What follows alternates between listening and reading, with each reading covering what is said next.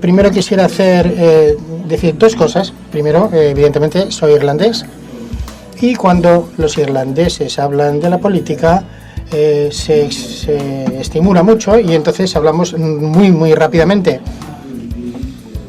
No puedo ver a los traductores, pero aquellos de ustedes que están escuchando, si se dan cuenta de que estoy acelerándome y que tienen problemas para seguirme, háganme una señal para que yo hable un poquito más despacio. Lo segundo que quería decir es que en Irlanda del Norte, durante nuestro conflicto, a veces teníamos un orgullo perverso de lo diferentes y lo complejos que era nuestro conflicto. A veces lo llevábamos como un orgullo, con una medalla, sobre todo cuando había visitas internacionales. Entonces venían a Belfast y yo decía, no, es muy complicado.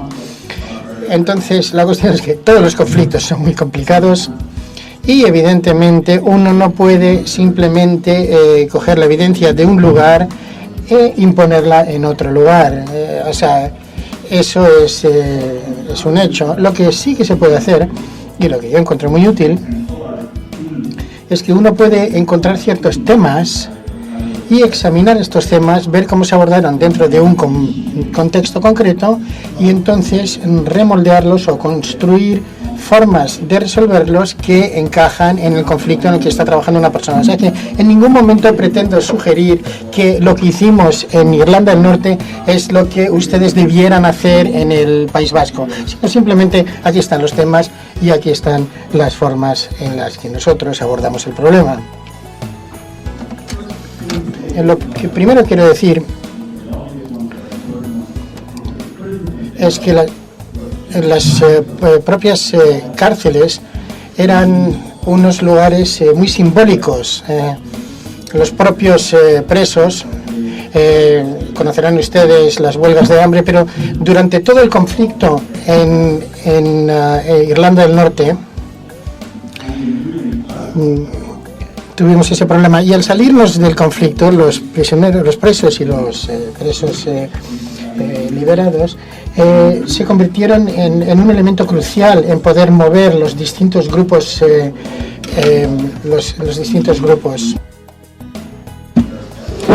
lo que permitía transformar los distintos movimientos y durante todo esto esto era durante su sentencia, mientras estaba en la cárcel y después. Durante la transición fue muy larga, muy compleja y en distintos pasos, en distintos momentos del proceso de paz había ciertas medidas para crear más confianza. Había formas en las que ambos gobiernos demostraban a los grupos armados que ellos se tomaban muy en serio el proceso de paz. Y relacionado con esto es que evidentemente resolver el problema de los presos no era suficiente para resolver todo el conflicto. El conflicto requería una resolución política, pero el tema de los presos sí que ofrecía una oportunidad para medidas para crear una mayor confianza. También era una oportunidad para hacerlo todo mal. Entonces, si no hubiéramos llevado bien el tema de los presos, pues entonces no hubiéramos conseguido tener un proceso de paz.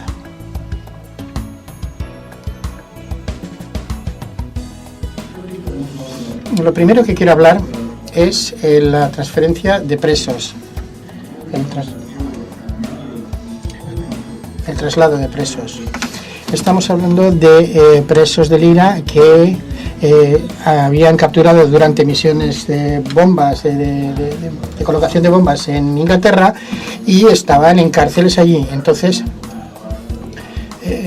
si te capturaban, te detenían en Inglaterra, entonces estabas en cárceles inglesas. Entonces, para las familias ir desde Belfast y otras partes de Irlanda del Norte, visitarlos en las cárceles inglesas, pues era un problema. Teníamos madres jóvenes que trabajaban con niños pequeños. Creo que hay gente en el público que conocen este tema. Además, viajando de la forma más barata posible era un tema humanitario y esto fue un factor permanente durante toda la campaña. El gobierno británico era renuente porque en general durante el conflicto parecía que las medidas que se tomaban con los presos en Irlanda del Norte eran de alguna forma más benignas que en Inglaterra. Pero durante todo este momento pues había efectivamente, todo esto giraba alrededor de las familias y la aplicación de los derechos humanos. Con la primera tregua del IRA, con el gobierno de John Major, John Major tenía un gobierno minoritario, no se movió mucho en respuesta al alto el fuego. Y no se movió mucho. Y una de las cosas, uno de los problemas que hicieron que fracasara la tregua era el tema del traslado. Los presos hubieran seguido estando en la cárcel, pero en las entrevistas que yo tuve con personas del IRA, se mostraba como un ejemplo de algo muy simple que podría hacer el gobierno británico, y el hecho de que no se movieron en esto se utilizaron como una evidencia por parte de los halcones dentro del movimiento republicano para decir, ves, esta gente no va en serio. Así que cuando Tony Blair llegó al poder y se tomó muy en serio el proceso de paz, lo primero que hicieron fue moverse con el tema de los traslados, y a partir de ahí pues fue una medida que creaba confianza. No resolvió el tema de los presos, pero se veía como una medida humanitaria y desde luego algo muy positivo por parte del gobierno. On the issue of prisoner release. En lo que se refiere a la liberación de presos, parte de los acuerdos del Viernes Santo incluía la liberación de presos que tenían ciertas actitudes positivos, y esto tuvo que llevarse a cabo dentro de un plazo de 2 años. El tema de la liberación de los presos a partir de 1994 era claro para cualquiera que estuviera estudiando el proceso de paz que siempre iba a ser un problema. No iba a haber un proceso de paz sin que se liberara a presos, y eso evidentemente era un tema muy polémico. Si uno estuviera hablando, como muchos de nosotros en Irlanda del Norte estábamos haciendo en 96, 97, alrededor del tema de los presos, esto era un tema muy, muy polémico. Y siempre iba a formar parte del proceso. No voy a tratar de decir que era la parte más difícil, ni la más difícil especialmente para los líderes, pero sí que era la más difícil para los líderes políticos unionistas, para vender a sus votantes.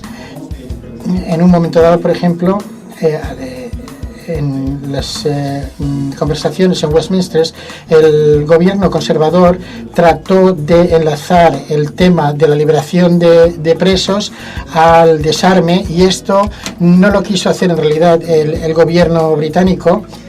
Y habiendo leído la biografía de Tony Blair y otras personas relevantes de aquel momento, si hubieran forzado este tema en Sinn Féin, el enlazar el tema de los presos con el tema del desarme, no hubiera sido posible. Probablemente hubiera habido un cisma dentro de él, una división dentro del IRA, y esto hubiera traído graves problemas. Así que enlazar el tema de la liberación de presos con el desarme hubiera desintegrado todo el proceso de paz. Pero todas las personas implicadas,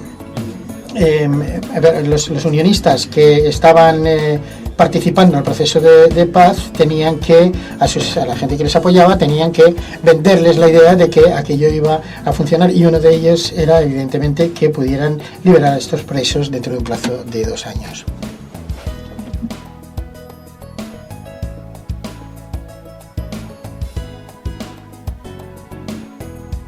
Las formas de liberación, pues se estableció una comisión independiente. Había que solicitar de forma a título individual, no colectivo. La legislación estaba diseñada de una forma muy lista como un incentivo para los grupos más pequeños, así que cuando se llegaron a los acuerdos del Viernes Santo, había una serie de grupos paramilitares que tenían algunos presos que no estaban apoyando los acuerdos del Viernes Santo y que no habían aceptado el alto el fuego.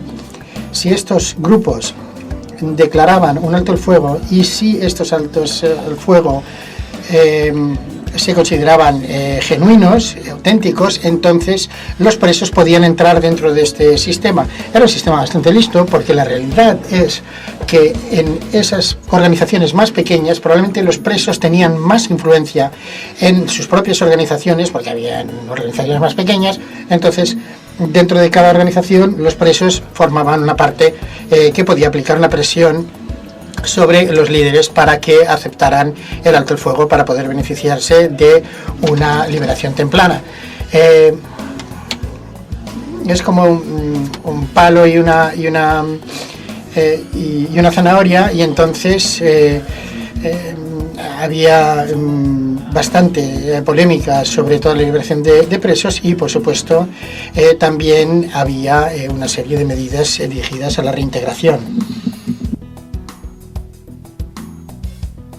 En el momento de la liberación de presos, un colega y yo estábamos haciendo bastante investigación sobre toda esta experiencia, tanto internacional, sino también los puntos de vista locales en Irlanda del Norte sobre el tema de la liberación de los presos. Y una de las cosas que estábamos haciendo es que hablábamos con las víctimas, hablábamos con las organizaciones de víctimas en el proceso de paz sobre cómo se sentían sobre el tema de la liberación de presos.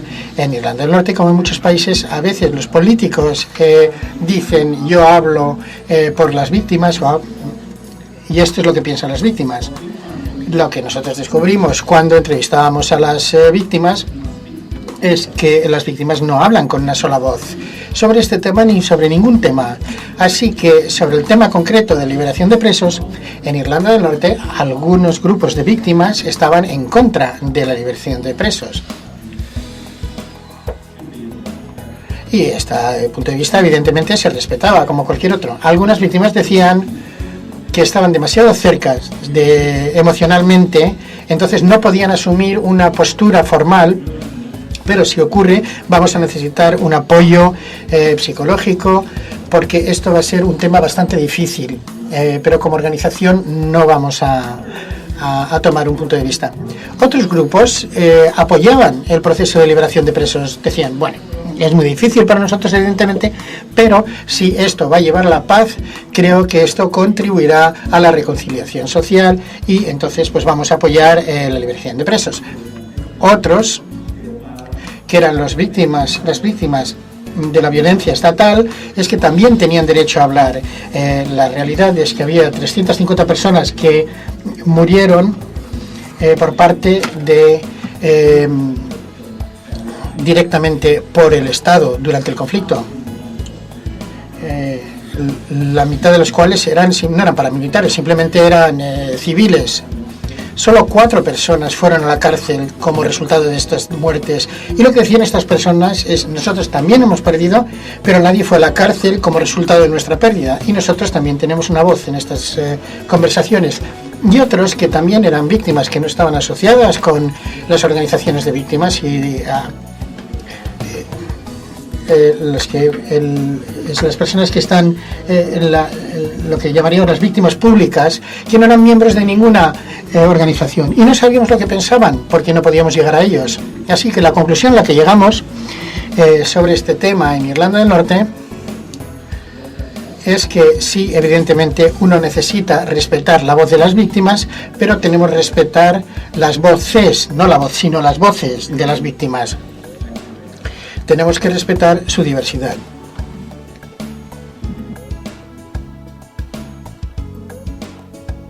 Como dije, los dos gobiernos incluían una cláusula para la reintegración de presos políticamente motivados, pero quizá que podemos hablar de este tema un poco más adelante. La cuestión sobre la liberación de presos para nosotros en Irlanda del Norte, en aquel momento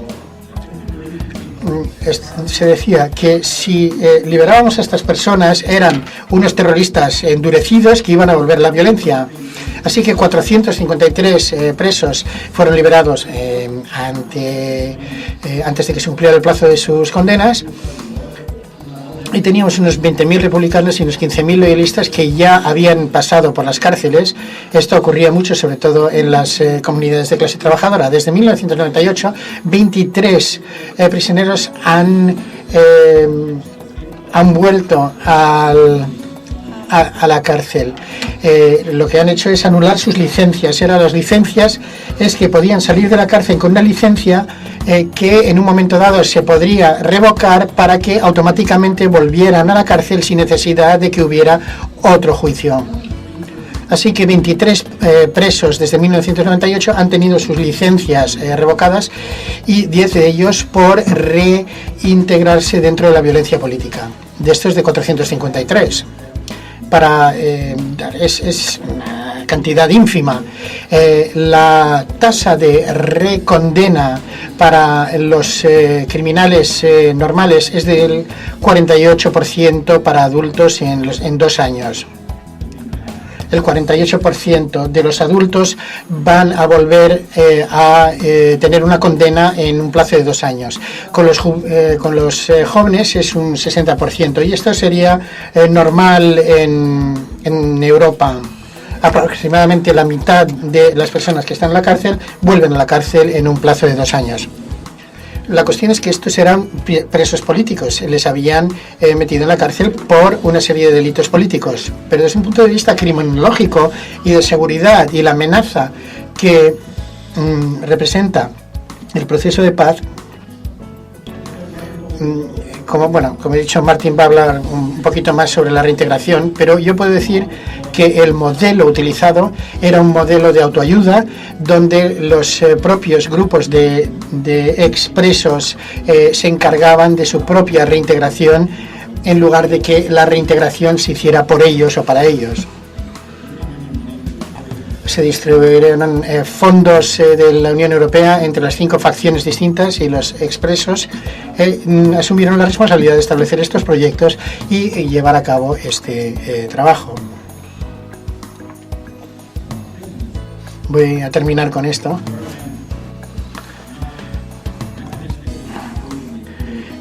Sin tratar de mecanística, o sea, de una forma mecánica pasar la experiencia a ninguna otra situación, pero 10 lecciones.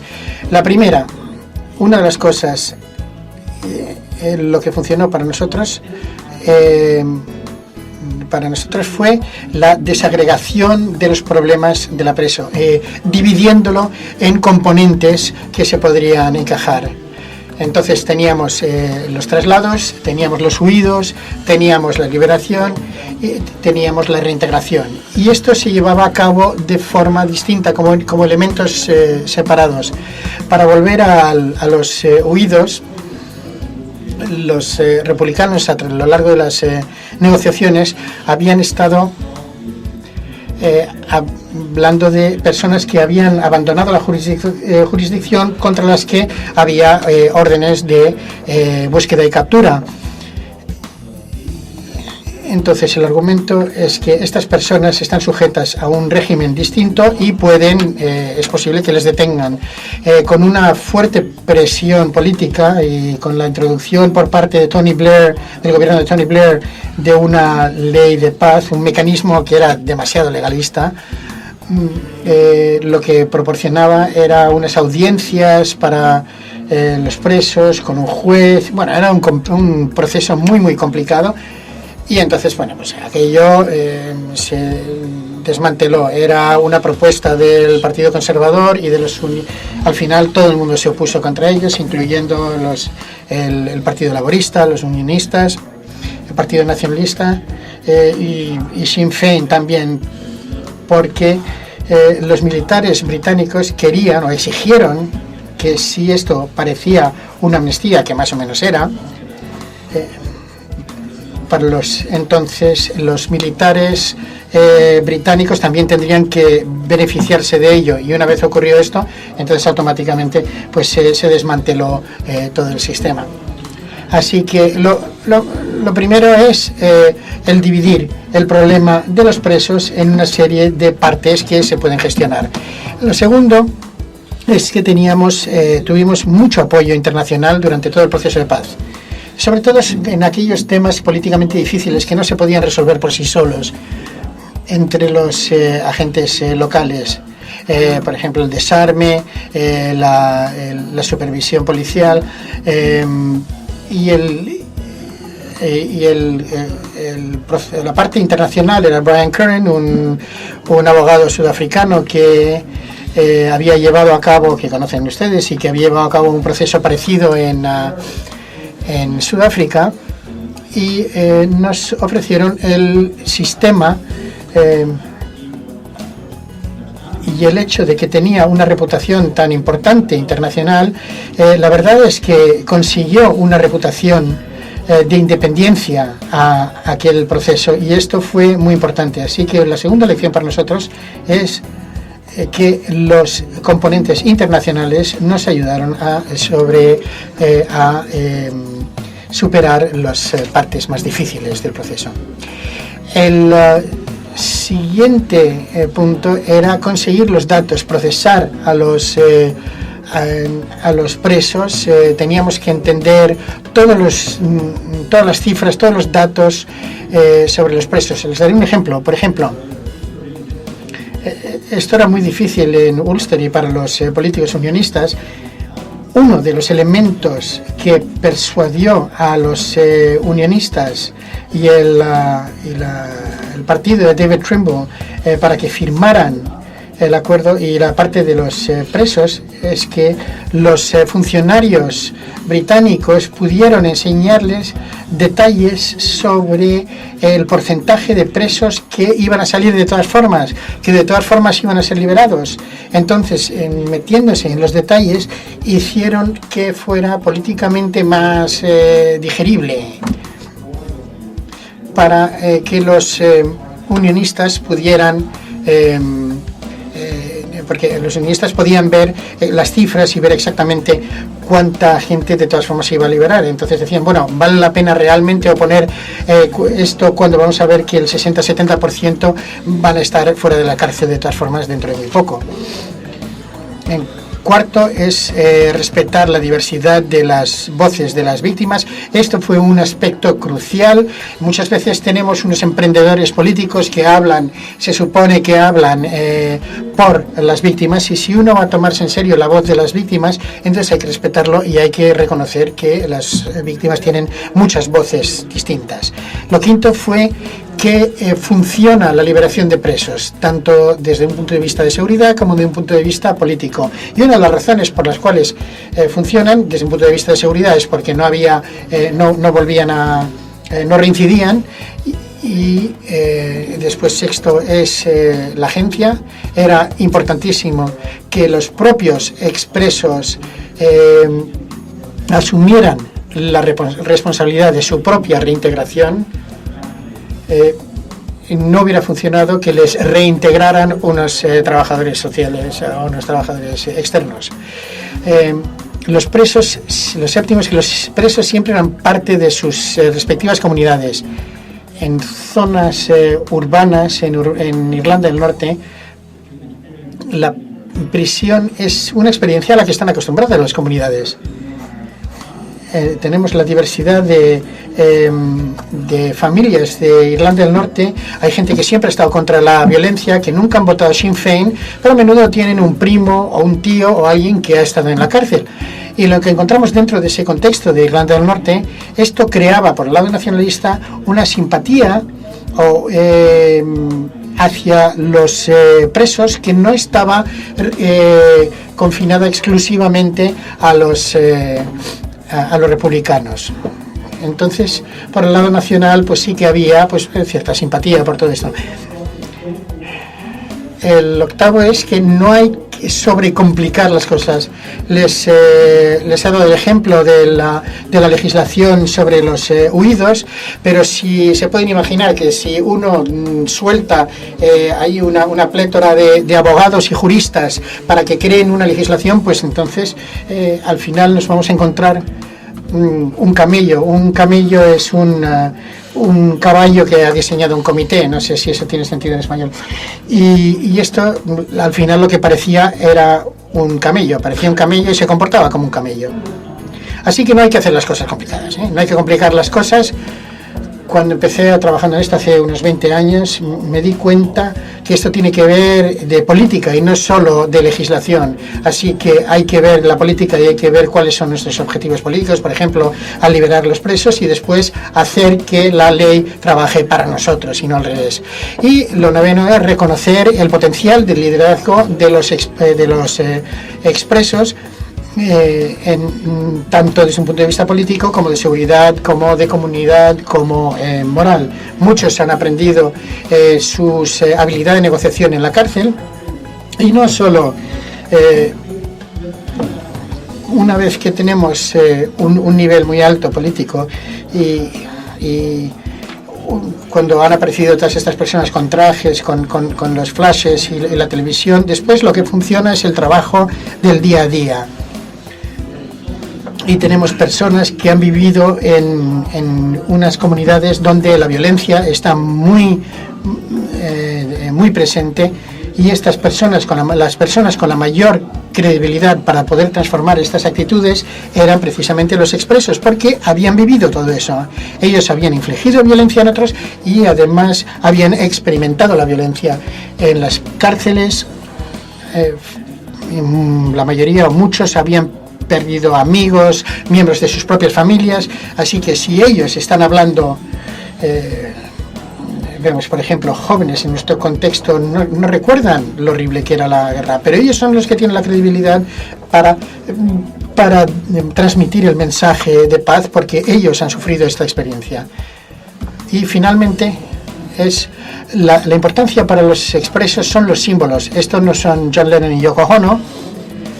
Esto es de una revista local. El expreso a la izquierda es Martin McGuinness, es un comandante del IRA, y el de la derecha es Ian Paisley, que había también pasado 6 meses en la cárcel. Cuando estos dos sí se llevaban muy bien, pero esta foto es un montaje, no se llevaban tan bien. Pero vemos a estas dos personas juntas a cargo de la política de nuestra jurisdicción.